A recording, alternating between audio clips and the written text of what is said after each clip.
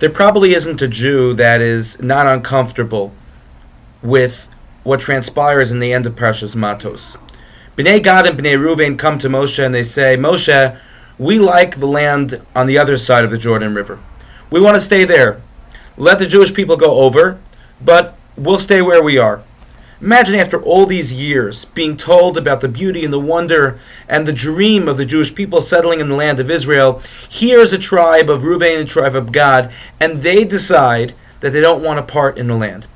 Moshe's response to them is that he teaches them about responsibility. He says to them, okay, why don't you come and fight with us and conquer the land, and after the land is conquered, so that you don't leave your brethren alone to fight by themselves, you can go back and live in the land that you want to live.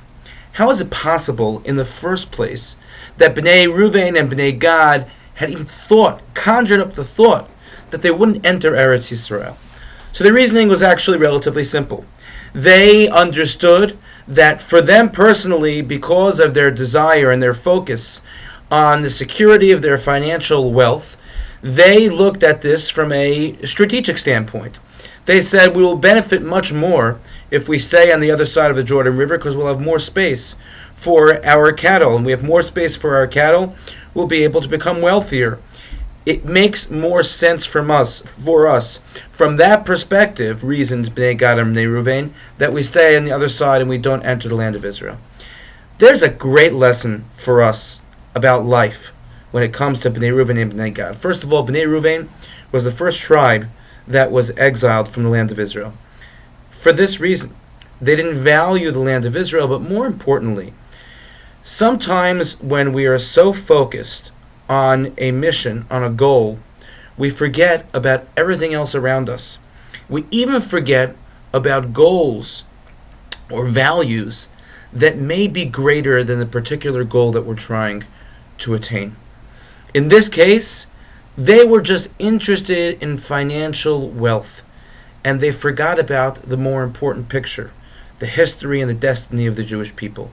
We're in a period of time now during the 3 weeks where we're supposed to do some national introspection and think to ourselves, what is it about us, what is it about our lives that we can learn from the destruction of the Beis HaMikdash? And perhaps this is a lesson for us in our lives on a regular basis. We cannot allow our pursuit of financial security and financial wealth to cloud our vision toward the overall set and concept of growth as Jews, as a Jewish community, and really about the future of the Jewish people, which is living in the land of Israel.